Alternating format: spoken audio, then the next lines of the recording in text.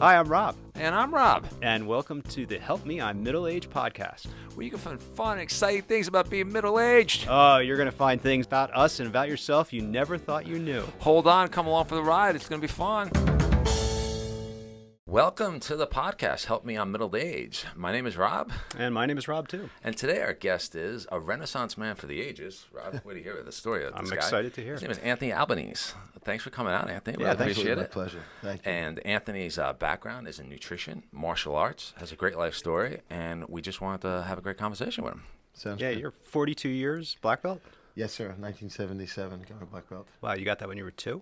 Yeah. Hey, you're looking good, Anthony. You know what I mean? Yeah, I appreciate it. That's very that's much. good. Yeah, that's impressive. 42 years is a long time. Yeah. That's- I started I started in judo, then I went to a style called Goju karate. Then I got my butt kicked in a schoolyard fight. I grew up in kind of like in inner city, more towards the projects. And, Right. And got into a little scuffle. Threw the kid on the ground, locked him up into an armbar. I said, I got this. Yeah. Went up and he started punching me in the face. Like, what the heck happened? And I realized he knew how to box. I didn't. Mm-hmm. So next day at school, I just said to him, hey, his name is James Tate. I said, James, where'd you learn that? He said, the PAL, the Police Athletic League. Right. I said, could you teach me? Because I realized that at that point, karate guys couldn't fight.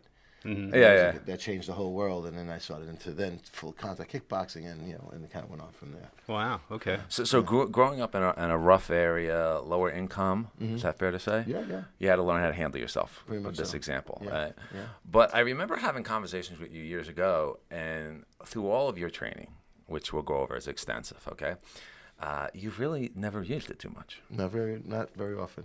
One time in New Orleans, a guy said to me, hey, I like those kicks. Pulled up a knife, grabbed it, pulled him down, threw him on the ground. Police officer saw it, stopped it real quick. It was a few seconds, basically. Right, So it wasn't like a big deal. Yeah. The biggest one was coming back from Las Vegas on Continental Airlines, and I think the guy was having like an anxiety attack, and he started going to the back door. He kept, kind of wrestling a little bit with the flight attendant, and then Wrestling, physically touching the right? physically, yeah, like Touching the Wow. pushing her and going to the back latch. Now I didn't know that. I found out later you can't open those doors anyway when you're up in the air. Oh, okay. That's okay. good. Yeah. Yeah. Like, oh. Like this is. I'm just saying I'm not dying. And what year was this? This was After 10 years 9/11? ago. After Yeah. 9/11. Yeah, after Okay. 9/11. Okay. Yeah. And she had said to my nephew was in front of me, and my son. We were coming back for my son's 21st birthday in Vegas. That's what we did. I take my kids to Vegas for their 21st birthdays. And the flight attendant said to my nephew, hey, would you help me? And he goes, yeah, sure. And he jumped up and goes, hey, Uncle Anthony, I think you better help me. So I just said, listen, just get yourself in between the two of them. I'll take it from there. Right. And I did something that was called the goose stick. I just locked up his wrist, brought it into his body. He couldn't move. Once you get him up on their toes, they can't move. Right. I sat him down. And the rest of the flight, I just held him there. He was sweating for a while. Oh, wow. And every time he tried to move, I said, if you keep moving, you'll break your wrist. So you just kind of need to relax. Wow. Wow, but it was anxiety, you think? Just Yeah. He was not a bad person. He Right. wasn't, but Yeah. he was just flipping out. Right. basically. Yeah. The ironic part about it is we're going to get off the plane. They asked us to take him off, and it's called an escort move. I brought him, handed him off to a police officer, Yeah. and not one person even said a word to me. Oh, really? No, knock out that little send you a free round trip ticket to Vegas. Nothing. Not even thank you. That was it. They did let my son and my nephew off the plane with me first. Oh, well, that's good. Wow. Wow. Oh my God. You think they give you like an extra 100,000 miles on a frequent Yeah. flyer? Nothing. Nothing. That's Not at awesome. all. That's awesome. Not at That's all. awesome. That's awesome. But ironically, years later, 5 years ago, I started training a United Airlines pilot in Okay. self-defense, and I still Okay. train him now. And he earned his black belt with me, and really good guy. He was in Vegas. He was in Atlantic City with me this weekend. Oh, too. Oh, very nice. Very nice. Well, why don't we, Rob? You got a bunch of questions here. Why don't we start from because you have an extensive resume. So Yeah, I wanna mean, jump into some I'm looking things? at things, who you train with, like Joe Lewis. And, Yeah, explain us a little bit about that. So and that's not Joe Lewis, the boxer, because Right, then you're going right. really far back. Yeah. I have no hair. But Exactly. Hey, you look really good there, Anthony. I was like, no, Joe Lewis, LEWIS. Right. He was the very first world heavyweight kickboxing champion. And he was like in the 60s, right? That really. He came up like with 67. He won the, I guess it was the Long Beach Nationals. Learned martial arts in Okinawa during his Service. Service. He was a Marine. tough guy. Tough guy. Tough guy. And with movie star looks and an amazing physique. Just The full package. Yeah. Well, Yeah, Chuck just- Norris beat him out for Enter the Dragon, right? Well, yeah, that was kind of, well, yes and no. Okay. This is the story that I know, whether Right. it's true or not, Yeah. was Joe and Bruce Lee were very close friends. Mm-hmm. And Bruce said, hey, I want to give you this part. And Joe said, but you can't beat me. Why would I lose in the movie? Whoa. That's the story I heard. Whether it's true or not. But Right. Joe had a big ego. Right, you right, know. right. And of course, Joe told you that story, right? No. I heard it from someone. Oh, okay. No.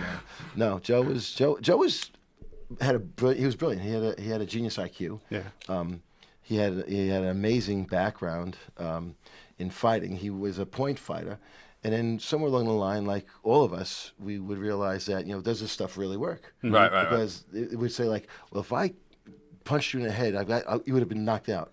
We found out later on that doesn't happen. Ah. If someone hits you as hard as they can, you hit someone as hard as they can, and they're still standing there, you're like, okay, what next? Yeah. Right? How do I apply what I need to know? Yeah. So he wanted to prove out that, that martial artists can fight. Right.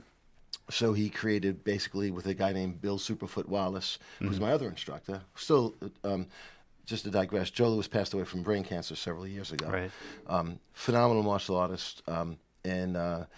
So he won the first world full contact karate championships. Him and a guy named Bill Superfoot Wallace, as well as Jeff Smith. Those are the three guys that I've actually studied with. And I was fortunate enough to get a black belt from Bill Wallace and Joe Louis. And it's a small group. There's only 200 and some of us in the world that have a black belt in each.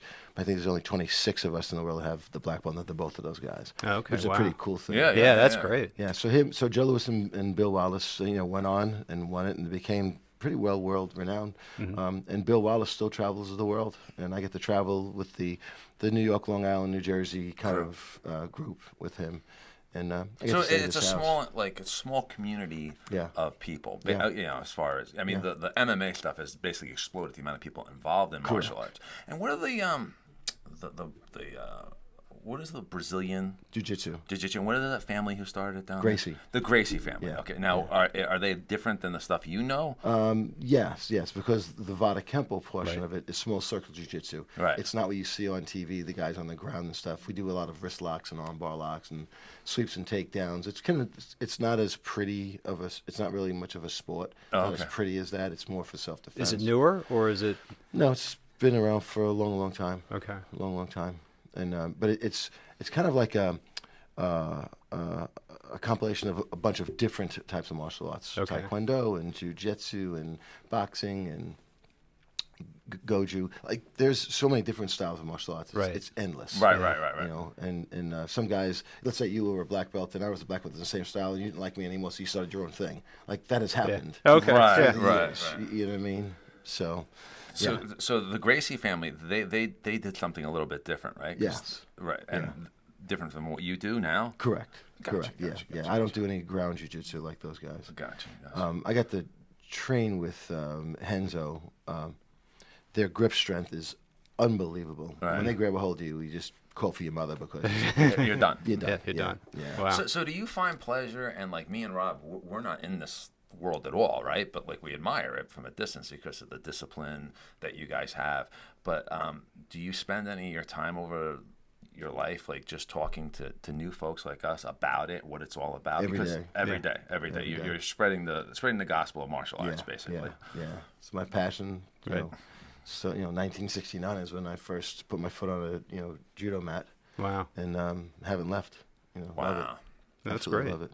Yeah, and it's a small. The community is smaller. Like any pyramid, it gets smaller as it goes to the top, right? Right. Right. So when most guys start martial arts, they'll stay for 6 months or 3 weeks. Yeah. Right. Some people will stay a year or 2 or 3, and then like maybe a Tap small out. percentage, 10% will maybe get their black belts, and then it gets smaller and smaller as Right, you get right. into first, second, third, fourth, and so on. When you start getting up to 5th degree or more, like a master rank, it's just a handful of people. Yeah. you And my know. son did Taekwondo like over at Health Quest for probably 8 years, I think. Wow. And he got up to red belt, I think. And so that's probably right before black in Taekwondo. Nah, I think it was probably less than that. But yeah, he progressed through it, and then marching band came calling, and Yeah, kind cool. of kind of went that direction. But Yeah. What I love about it is the discipline. yeah, The yeah. discipline. sure. You have to Yeah. respect that discipline, and Yeah. especially as you start to go up the higher, and especially Yeah. when you're a fighter. I mean, oof. So let me ask you one more question, because I personally am curious about this, because I'm recovering from a head injury. I was in a car accident about 3 years ago, really severe bad accident, and I got a really, really bad concussion. So when you're out there with the fighters, and it's very, you get a foot to the head, Concussion, an easy. elbow to the Yeah, head, easy. and we know about the CT. We know about how, and as you get older, what I learned is in your 40s, it takes a lot longer to recover from a head injury than it does when you're 18 on the football field. Yeah. The brain, I guess, gets a little more fragile as you get older. Yeah. And how do you deal with that in training, protection? Have you seen it? Does it scare you in some ways? Have you seen people with long-term effects, seeing you've been in this industry for so long? You're boxers, get the punch thing. It's the same concept. The same as a boxer. concept. As a boxer, Is it scary? Like, how about you? I mean, you've taken quite a few shots at this Yes, I point, have. too. Broke my nose 7 times. Wow. Yeah.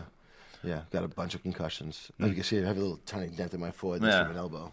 Elbow to the head. So, yeah, I mean... You seem to be pretty well together. You haven't stuttered at all. Not yet. There's no twitches or nothing. A little shake Wait, there wait, once in a wait, while. The podcast is young. We're but doing 10 minutes. It's like an hour from now.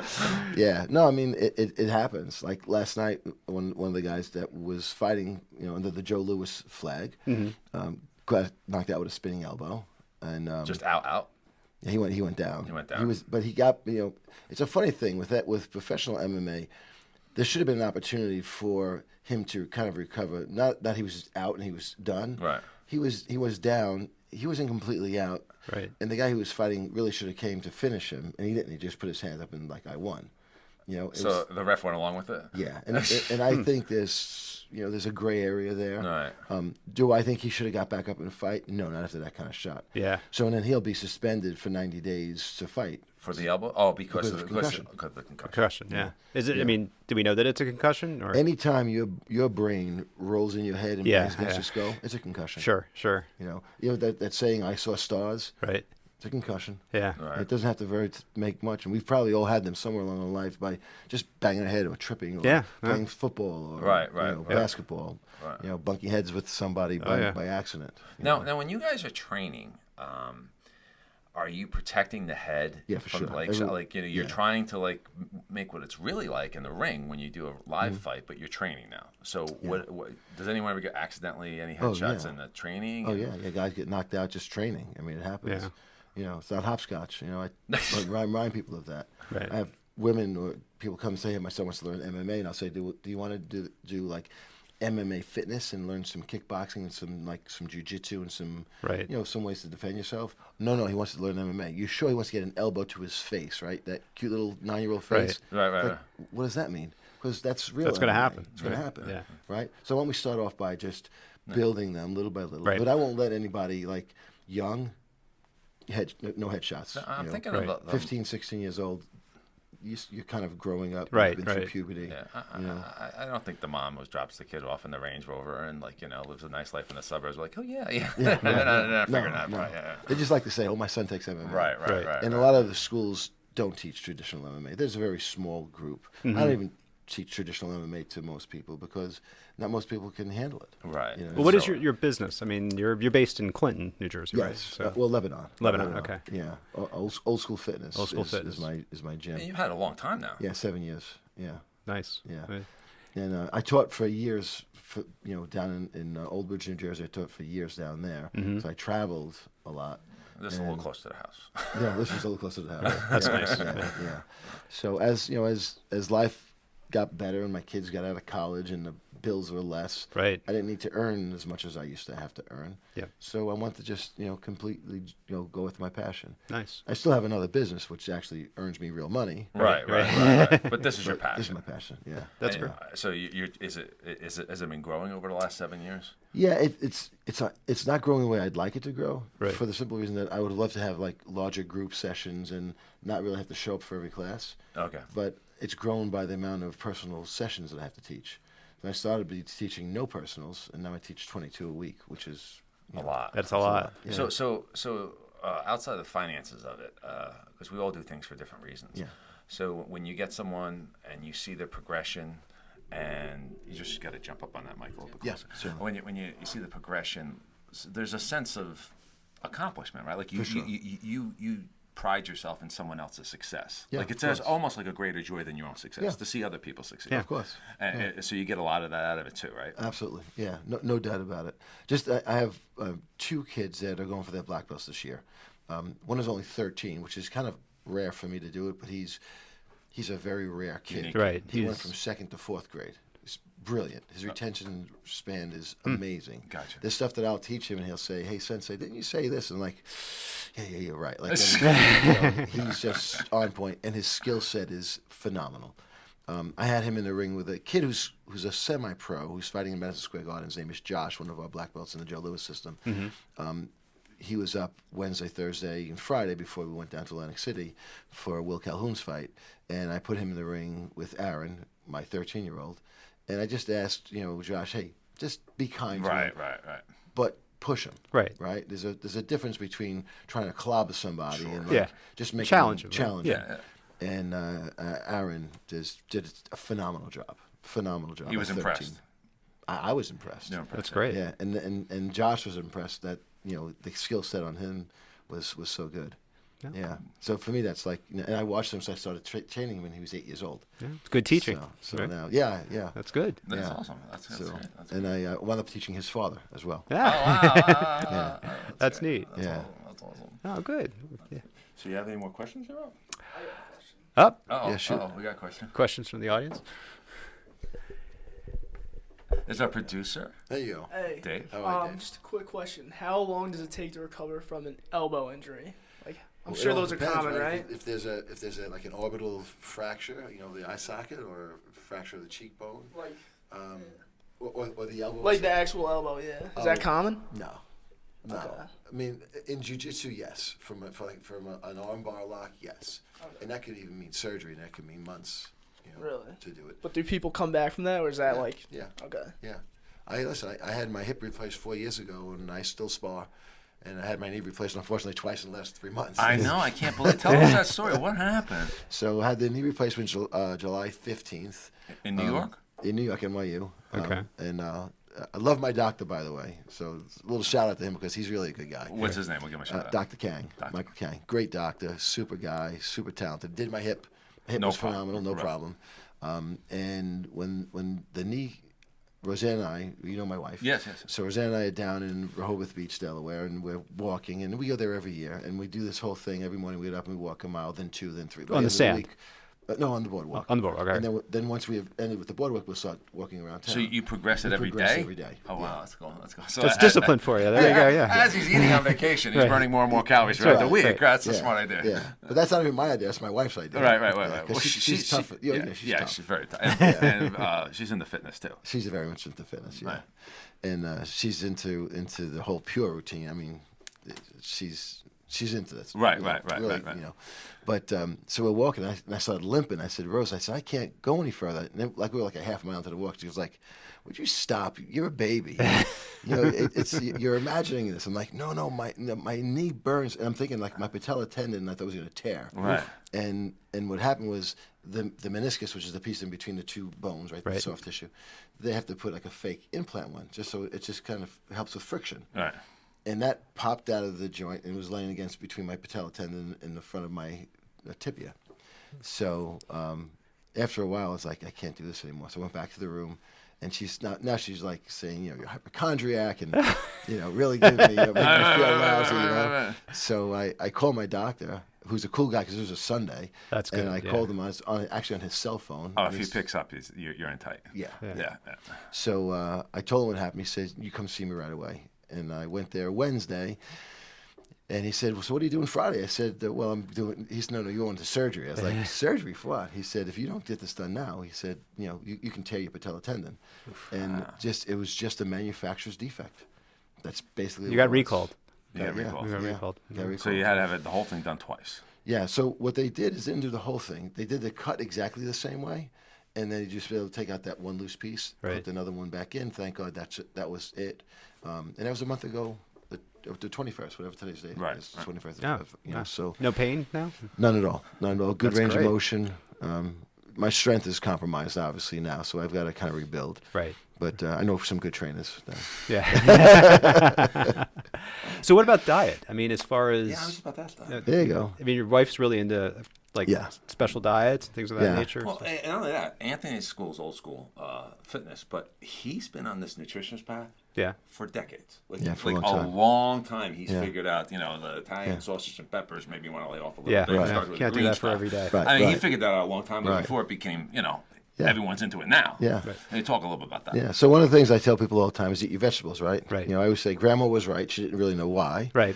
But complex carbohydrates, fruits and vegetables are really good for you. Right. Yeah. Sometimes there's too much sugar in certain fruits, but you got to be careful of that. Yeah, also oranges. Right. Yeah. Grapes. The riper the banana becomes, the more sugar. The more sugar Right, it gets, right, yeah. But understanding how to cycle fats and carbohydrates, to keep your body lean. What type of carbohydrates to eat? Legumes are really good. Brown rice pasta, Nuts, things like yeah, that. Well, that's a fat, right? Nuts, yeah. So avocado, good fat. Right. The egg yolk is a good fat. Egg white is a good. If you Mm-hmm. want to keep your calorie count down, egg whites are really, really good. Salmon, Right. fish, chicken, lean, Yep. Lean meat. And So before it was popular, and you were doing this a long time ago, before any of us were even on this path, how'd you figure it out? Because you weren't a long time ago. yeah, because I had to make weight Weight. to train for a fight. Right. If I was in a competition, Yeah. and let's say I'll give you a good example. I was a running back in high school, right? I played fullback. I also played baseball, both in high school. Those are really my sports passions. But I was also into the martial arts, as we know, since I was 9. So I had a kind of a choice after high school whether I was going to play ball in a higher level or going to go compete in the nationals in the Fell Forum. And I chose to go compete. Right. So I had to figure out from June 15th of 1978 at 196 to compete at 178 in September. Wow. And we didn't know what Wow. We know now. we know now. So you had to put it together, start Yeah. reading some Yeah, obscure I, books. I tried, and remember, there's no internet. Yeah, you go go to to the the library. encyclopedia. What is a carbohydrate? Right, yeah. And you go to someone in the neighborhood and ask them what to do. But like, what are you talking about? Like, how's Right. on? Yeah. The coaches used to say, run and jump rope in the steam room with a rubber suit on. Right. And Watch eat, Rocky. Yeah, right. Yeah. Wow. Yeah, right, exactly. Yeah. Wow. And eat tuna fish and water to drop weight. But that's not a good Right. clean Right. diet. Yeah. Not balanced. Yeah, not balanced. So little by little, So you began the journey then of that's investigating just- it and learning it. yeah. And then Yeah. at what point did you start bringing that on to you as a fighter? And what point did you make that transition, start training people? And then, Oh my God, in mid '80s. so you went Yeah. from fighting to training. Yeah. And I had a then- really bad car accident in 1988 and blew up my knee, my hip, and my shoulder, and kind of ended it all. So Career was over after that. yeah. Right. So I just started teaching after that. Although I did, for your Joe Louis black belt, you got to fight 3 full contact rounds. And the last time I took that test I was 52 years old. Really? Ah. Yeah. So that was well, I knew you then. Yeah, At that yeah, time too. yeah. So yeah, and I was preparing for my daughter was getting married, so I was kind of getting leaned out. To Right. work You with look her, over the you know. pictures. You know what I mean? They're around a long time. Yeah. And ironically, that was the last time I broke my nose. As a matter of fact, a guy I was out with last night in Atlantic City was one of the guys I sparred for that test. Right. And it was really ironic. I said to my wife, I'm going down. I used to go down to Philadelphia. This is where the best boxers are. Right, yeah, yeah. So we'd go down there and box with those guys. And my wife said, it's like, how do you feel? I said, I feel great. I said, it's like anything else. I broke my nose so many times. I'm susceptible to a left hook, so I've got to be careful of how that. Mm-hmm. And so this is a Thursday night. I'm down at this gym, and we're sparring. Of course, this guy throws a left hook. I get underneath it. I was like, oh, man, this is great. I'm sliding it really nicely, but the elbow kept coming. Oh. And the elbow just cracked me across the nose. And the whole gym just stopped because you heard crack. You heard it. Yeah. And your daughter's wedding's when? Yeah. My daughter was just getting engaged, so I had time. Oh, yeah, time. Okay. Yeah. No, it was good. So I called my wife and I said, "Oh, yeah, I broke my nose." She goes like, "Would you stop?" The same thing Right. as the rope. You big baby, come on. They have no, yeah. So my coach called us. No, I just reset his nose. Yeah, it's broke. Yeah. So then I had to do that test on Saturday of that week, and I was like, I don't know if I should do it. And she's like, it's already broke. I mean, just go do it, you know. So that was my last time fighting, you know, full Right. bore. Right. Do you miss it? Yeah. Really? Yeah. Yeah. And even though like my body is pretty beat up from it, I would do it again, no Yeah. doubt. It's the passion, right? yeah. I mean, so that's Yeah. huge. Yeah, I'd like to have gotten hit less. I mean, that's I guess. Right. Right. Yeah. But it's also like now as being an instructor and a teacher and having your years of knowledge and wisdom and, you know, transferring that to other people and students. I mean, there's got to be a feeling inside that most people won't understand. Yeah, because of what, you know, my friend of mine, Frank. Been in the fight. Yeah, yeah. So Frank and I was driving back from Atlantic City today. He's a United Airline pilot. No. He's a black belt in Taekwondo. He's a black belt on the Bill Superfoot Wallace. Great guy. You know, he's, just a superhuman being. And we were talking about that, like what we now can pass on. He's 65. I'm going to be 60 in May. But we can pass on to the younger people, even just people around us, just, you know, helping them, even with, you know, with our own children and, you know, with friends. If, you know, I have a lot of times people come to me and say, my son is in the middle of this, you know, what do you think? And, you know, it's like, wow, I didn't think I knew enough to tell you what you do with your child. But, you know, but I raised 3 children. My children are all, you know, all adults. Well, your daughter and my son, same friends, same age. So, question for you. So, when, because I think people have the illusion who aren't familiar with it, that Taekwondo and martial arts are about the fighting, and it's about it's about also building confidence, discipline, Discipline. family. Like you said, you're a trained killer. You've used it twice in your entire life. Yeah. Okay. It's not, but it's about the discipline. It's about the confidence building. It's about achieving things. It's like anything in life. Yeah. And Yeah. I think that's what most students get out of it. Correct. Yeah. Yeah. Well, my son has Asperger's, and one of the things that I've trained children with Asperger's. and they can be really focused, I guess. Yeah. Just, I mean, his Taekwondo training for 8 years that he was doing it, I think, was huge. Of course. I mean, that was just for him. It was a chance to have the discipline to demonstrate focus. Yeah. He never really got into the sparring. I don't think he really liked that, but to go through the different moves, all the different like moves within the move. Yeah. He really enjoyed, and I think it was a Gives them a huge- focus. Yeah, yeah, and I mean, he really benefited from it. Yeah, yeah. So So when I was in Old Bridge, we had a special class for Asperger's and borderline autistic Right. children. Mm-hmm. And then my wife and I just got lucky enough, I guess, to have run into 2 of our. My other business is kitchen cabinet business, and we did some kitchen work for a couple of directors from Mars and Snickers and M&Ms. okay, right, yeah. And both their children had autism, and I think it's called Somerset School in it's right by Bridgewater. Okay. We helped finance building that school. Oh, And wow. We kind of fell in love with that, the whole thing. 2 of my dearest friends have severely autistic children, so like it's dear to my heart. Right, So we I've trained a lot of, you know, borderline kids in my life, which is really cool. And it's really the cool part for me is that getting them back. Like you kind of get this, right? Like they'll kind of start drifting off. Yeah. And then, you know, getting that eye contact and getting them back is like the coolest thing in the world, you know. Yeah. And I have one kid that I train now who's kind of on the borderline. And that was one of my favorite things in my life, to have gotten him from his shell Yeah. to being social. Yeah. You know, and he can fight, by the way. He can fight really, really well. Right. Which is really cool. Super skilled. Yeah, that's a success. I mean, that's a Yeah. great success. So Yeah. That's awesome. congratulations on that. That's really good. So when you're a kid, right, and you're in Staten Island at this point in your life, Yeah. and you know how to handle yourself, right? Does anyone like ask you for any favors when you're a young kid? Does anyone say anything stupid to you? Like, you know what I mean? You've never used it. Of course, you Yeah. had to say no, but like, Yeah. this guy's really tough. You know what I mean? Is Yeah, anyone you ever- get those things. You get those things, Oh, yeah. my friend will do this. Like, no. Go wrong. My friend doesn't want to go to jail. Yeah, exactly. Yeah. I had one. I won't go through the whole detail, but I was teaching in Brooklyn at a racquetball club. This is like 1981, 82, when I was right in the throes of my, you know, my competition career. Sure. You were top shape. Top shape, no question. And I was teaching there at the racquetball court. They had built me like an aerobic room, so we'd do aerobics there and we'd do martial arts there. And somebody came into one of the offices and was like demanding money, like shaking this guy down. And they said, like, you know, the guy had a gun. Right. And he goes, you know, that guy's gonna take that from me. I'm saying to myself, no, I'm not. Don't put me in that position. So ultimately we got him.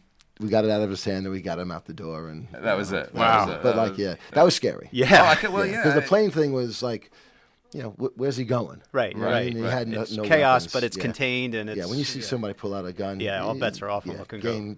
Big game changer. I mean, most of us never experienced anything like that in our lives. And I hope I never have to see that again. Yeah, absolutely. That was in 81? That was 81, 82. 81, 82 there? Yeah, Oh, and that was the last time I taught there. I swear to God. When you see Roseanne, you ask her. Right. I literally, Roseanne and I were dating at the time, and I literally just like, oh my God! I went downstairs. I just missed my class. Took off my gi, packed my stuff, and just out of there. That was done. Headed over to Verrazano Bridge. Yeah, back to Staten again. Island. Where it's safe. Yeah, and I just got as far as Connecticut to Clinton, New Jersey. After that. You just kept heading west. That's right. Go west, young man. Yeah. That's funny. Wow. Yeah. But so hey, you have all these like interesting stories about the journey. You know what I mean? So have you taught anyone who's gone on to like notoriety, success in the field of martial arts? Of martial arts? Not really. No. I have one gentleman, Paul Holder, who's a fifth degree black belt in judo. I took him to a world title. Oh, that's nice. awesome. Yeah, but no stars. Right. No. We went to we took him to the seniors in Florida, 2016, and he won a bronze in the World Games. Wow. That's great. Yeah, that's well, I mean, you're the Hall of Honors, right? Yeah, you're Yeah, so 2014.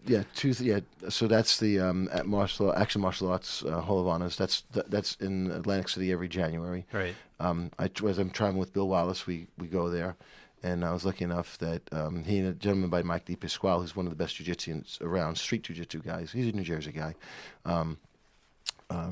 Honored me with that, which is a nice award. That's great. And it was I guess at that time was 35 years or 40 years or whatever the number was of dedication, or 45 years of dedication to the arts.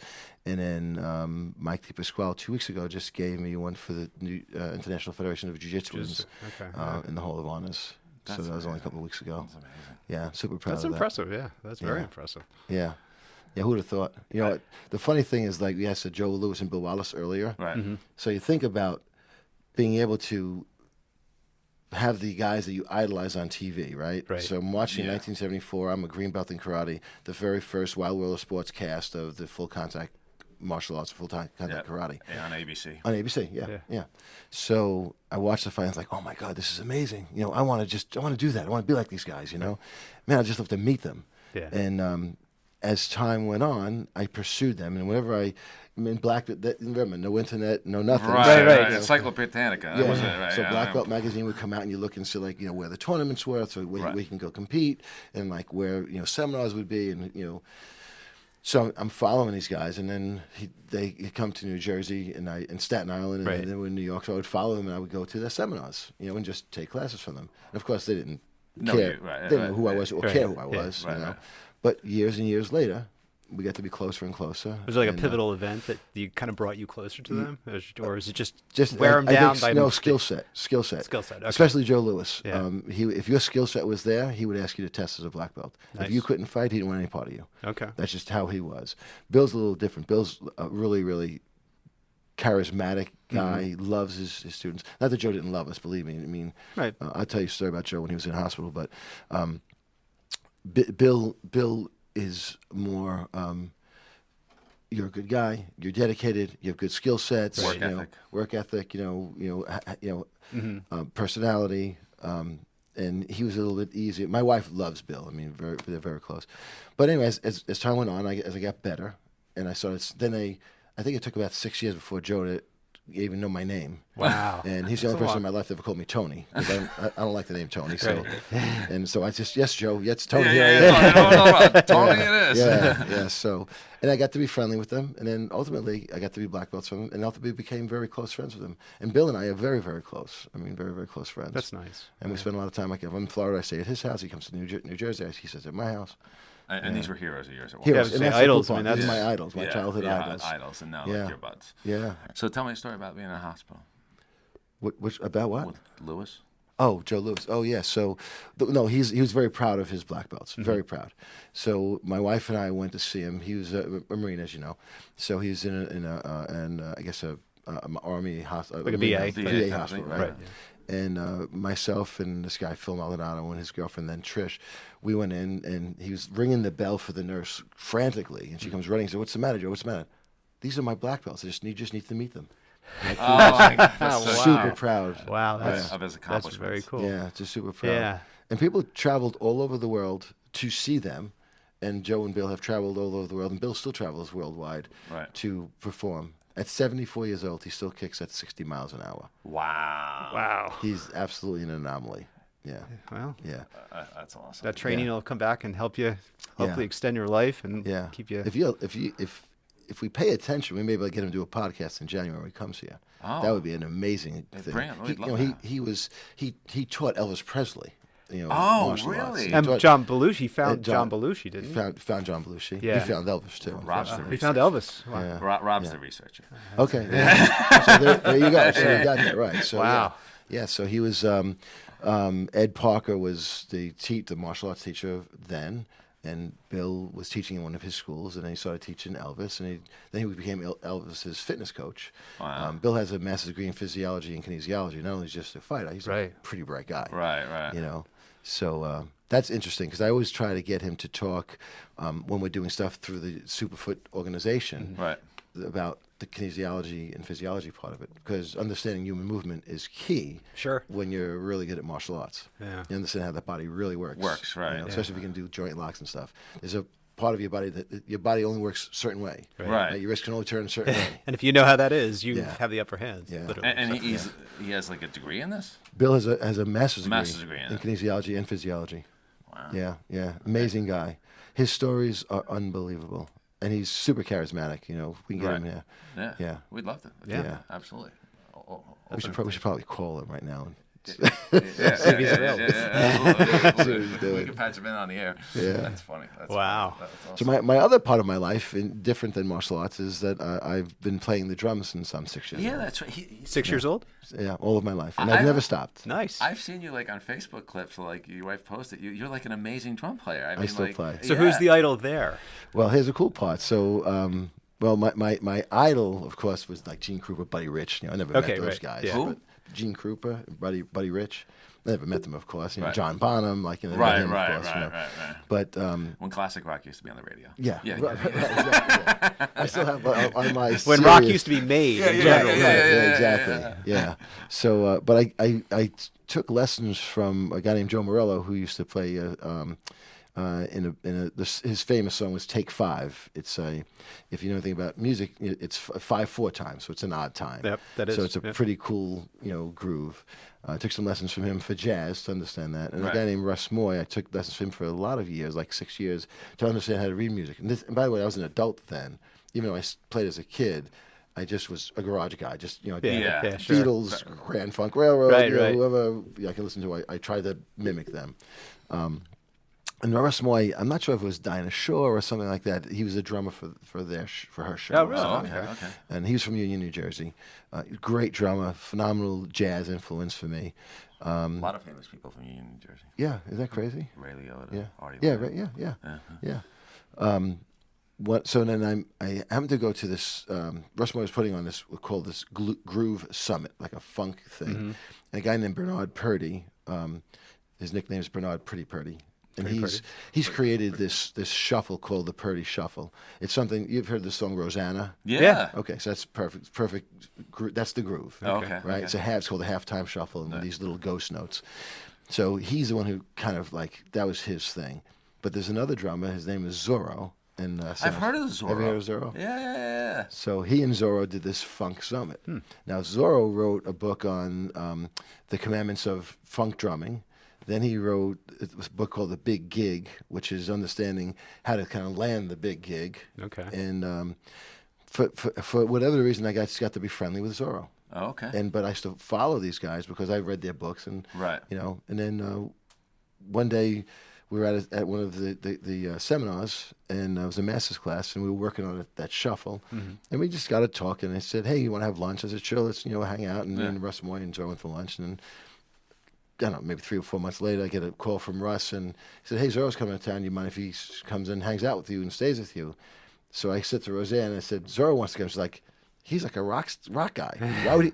Don't they do drugs and drink?" And, Right. And I'm like, "No, this guy's really, really cool." And she's like, "You're really, really naive." I'm like, "No. There's a pattern here with your wife. Yeah, you know my wife. Yeah. Can we book her next? Yeah. We'll just give her the mic and just step aside. Yeah. Thank God for. I think her stories could be really. They're much better than mine because she's much smarter than I am. We'll be back in a half hour. Russ. Yeah. So anyway, so Zorro comes and we traveled like all the guitar centers. They had hired him to do a tour of teaching. Right. Get people in the door. That type of stuff, right? Yeah. And we just became fast friends, and that was 21 years ago. Nice. And so I took a ton of lessons from him, and he was one of my heroes. I mean, we're the same age, but he's taught with Lenny Kravitz and Bobby Brown and Nice. Lisa Marie Presley and Julian Leonard and Earth, Wind and Fire, and it goes on and on. Right. Wow. And the ironic part about Zorro, and you're going back to my wife saying, "Hey, he's a rock guy." Yeah.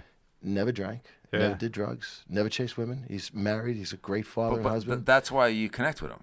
I guess. You got that in common. Yeah. Right? Yeah. You don't, And you're what he straight does for a shooter. living right now, he's a Christian minister. Oh, wow. And he plays drums in a I was going to say Christian it's tribe. got to be Yeah. part of the whole. Yeah. And just, and it's one of those ironic things. Like he just, whenever the darkest times of, I guess, in my life, like, we all go through that, like that emotional roller the valleys. coaster. Yeah. And when I'm kind of like really down in the dump, it's ironic how I think God just kind of makes this happen. Like the phone rings and it's Zorro.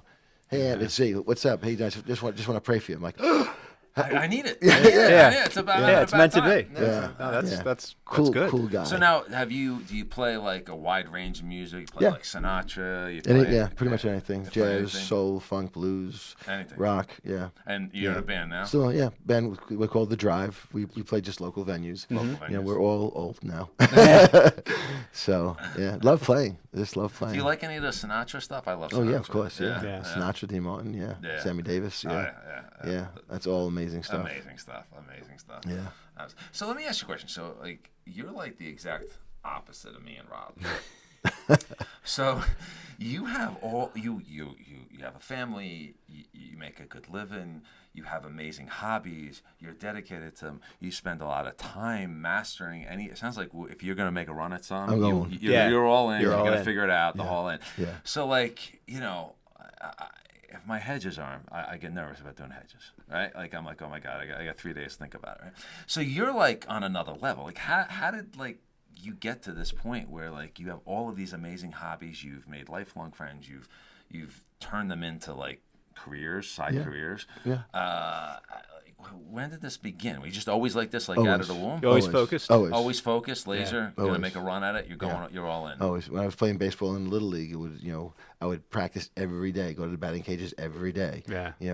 Playing football, I'd make sure I would just do my 40-yard dashes, 100-yard dashes, Yeah. understanding how to cut, and just The discipline associated with it when I just started pays martial off. arts, just stretching every day, sometimes 500 or 1,000 kicks a day. I mean, Wow. whatever it took to perfect it. Right. Yeah.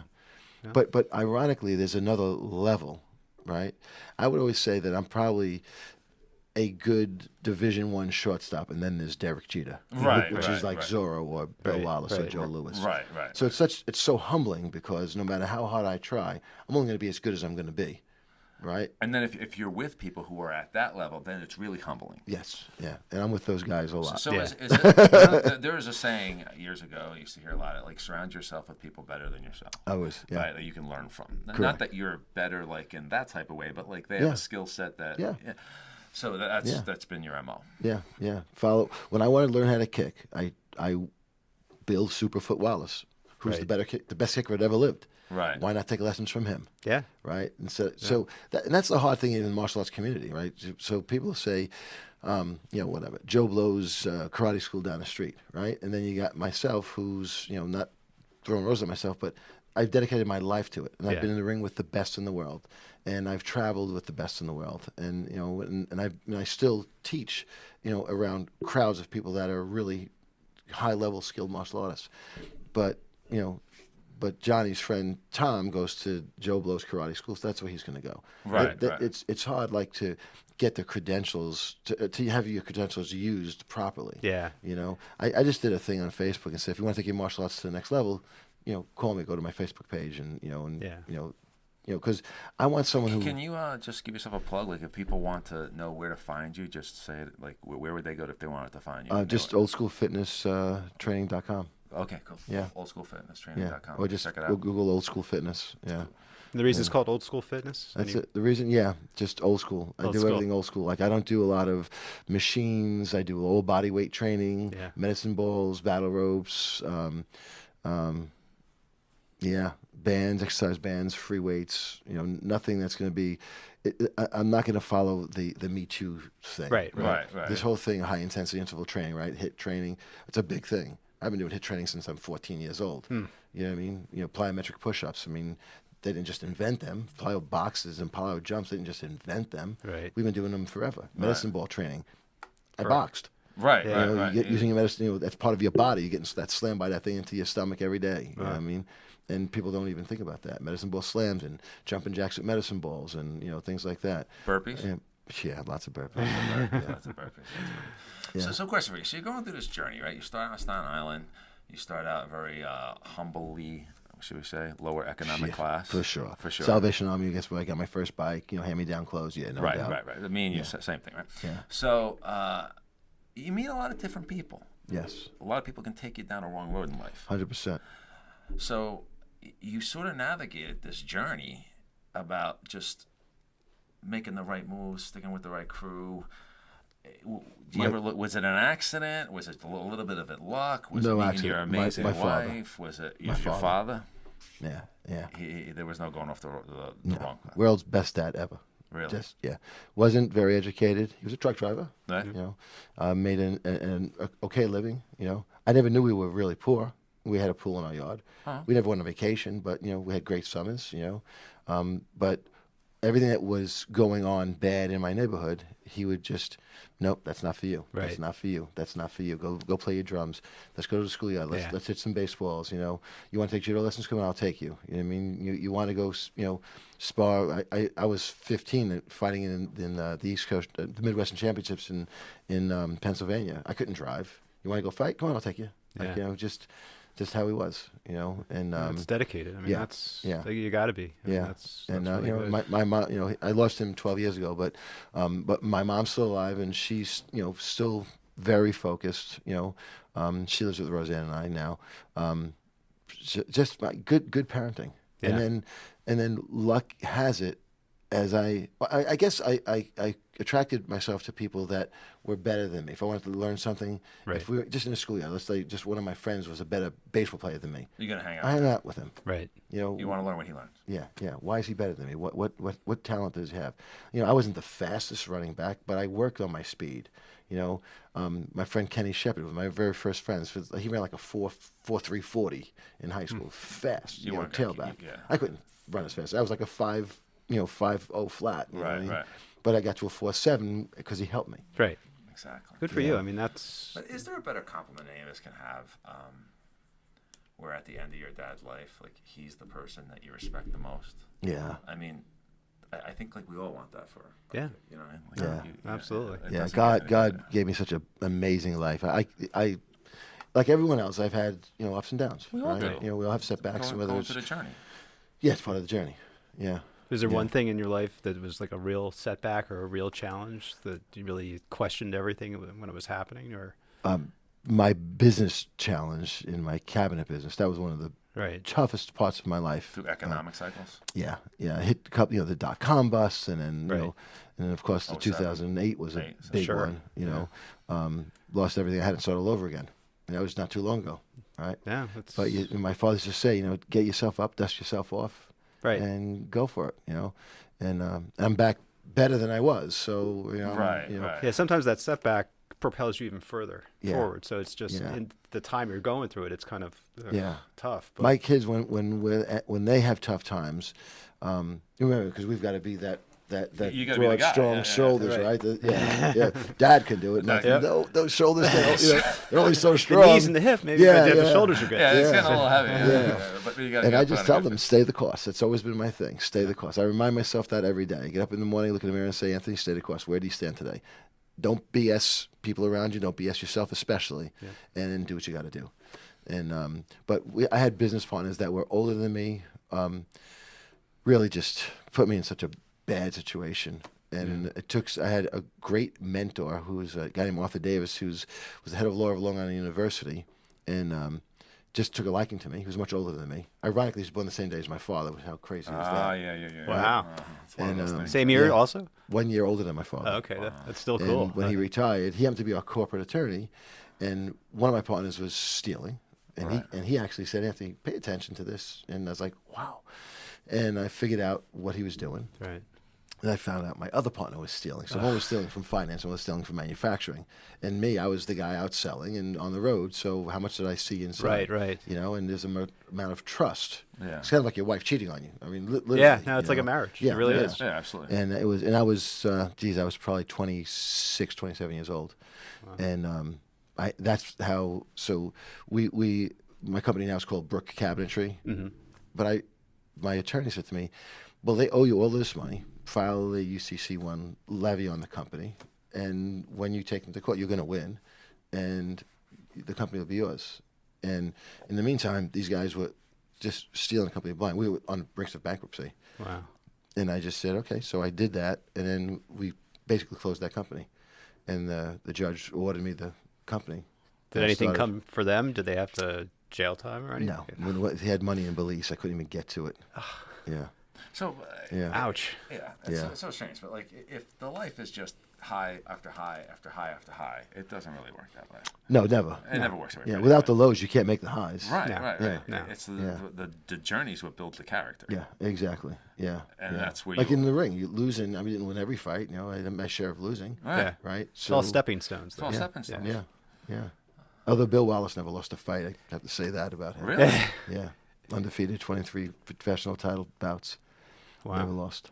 And how many years was his career fighting? I want to say from 72 to 81, maybe something like Had that. a long run. Had a long run. Yeah. A long run.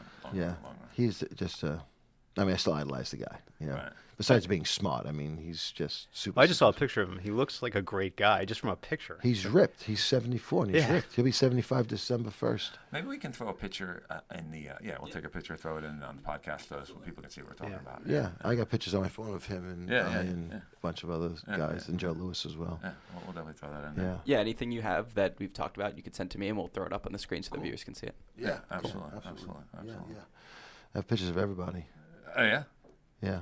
What's the farthest doing martial arts took you as far as like distance, visiting different countries and No, never really out of the country. never out of the country? No. yeah. California, Chicago, Florida. Trying to think where else. That's basically it. No, not out of the country. Not for me.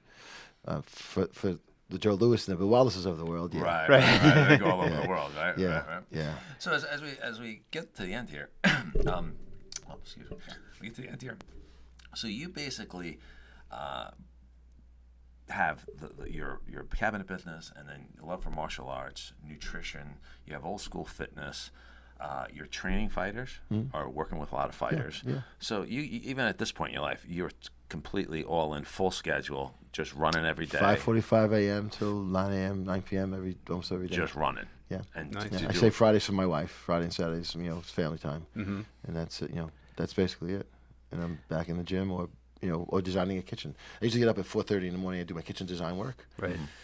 and then You doing that on the computer nowadays, all new I technology? do it still by hand. Oh, you're still doing someone it by works for me, hand? does it by computer.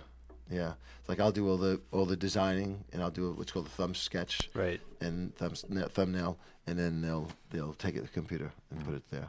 Well, if anyone's in the central New Jersey area, is that what your geographical region? Yeah, anywhere in New Jersey. Anywhere in New Jersey, Yeah. and they want to find out about your cabinet business, do you have a place where they can go? Yeah, I have a showroom in Union, New Jersey. And Union, there yeah, you it go. all goes back to It's Route all about- 22, baby. Yeah. Yeah, and Is, it's called Brick Cabinetry by Anthony. Brook Cabins by Anthony in Yeah. Union, New Jersey. Yeah. Got a website or anything? Yeah. For Cabinetry by Anthony at Gmail. For Cabinetry by Anthony, I guess.com. I guess it is. Okay. Right. Maybe we could throw it in the show notes. Old School Fitness website and the Cabinet Business, throw it in the show Yeah, notes. So absolutely. people want to click on it, they can just go right there and find you. Awesome. Yeah, that'd be Yeah. great. You know? Yeah. Yeah, we'll put it in the YouTube description so that they can click right Yeah, on they it. can click on it, go right to it. You know? Definitely awesome. You know. Yeah. So I mean, you come out today, might as well hopefully get a few hits. Yeah. Yeah, Exactly. I'm all about making a couple bucks. And how much earning potential I have in the next couple of years. Yeah. So, how many more years into the future are you going to be doing all these things? Is there a time frame No. that you think that There's when I check out. when you check out, die with the That's boots it. on? Yeah. Hopefully it'll be the behind my drums or on the gym floor, one of those two places. Nice. That's where I'd like to check out. Yeah. How many times a month, a year, are you playing the band? Like once a month we play out. Once a month? Yeah. We used to play a lot more than that, but a bunch of us. My bass player travels all over the world. He's got a huge job. He's a semiconductor guy. I don't know what he. Right. He He's got works a with- professional career. Yeah. And we just a lot of times we'll just play for fun, just to get Get Right. together. Yeah, we could play I think we can play 300 or 400 songs. Which is Oh, pretty cool. wow. So you have a big repertoire. Yeah. And who's singing? We all sing. Oh, you all sing. Yeah. That's great, Anthony. Yeah. Do you have a YouTube clip? It's on YouTube anywhere? It should. You know what? I know it's on Facebook. Oh, okay. Yeah, If it's on it's on Facebook. YouTube, we'll find it. We'll throw it in Yeah, in the description. Yeah. Otherwise, I can give you Suzanne Pisano, who runs. She has that. Yeah, Yeah, send yeah, us a clip. We can include it at the end of the podcast. Yeah. We'll throw it at the end of the podcast. Yeah, it'd be so cool. people can say, Yeah, we'd love to see it. absolutely. Yeah. That's a full life. That's a full life. You're like just that, like me and Rob, like I'm just tired. I know, I'm just tired. I'm like, I feel so like an incomplete human being. And do you know something? This sounds so crazy. Like and I Unbelievable. don't want to say this the wrong way because I don't want to sound like.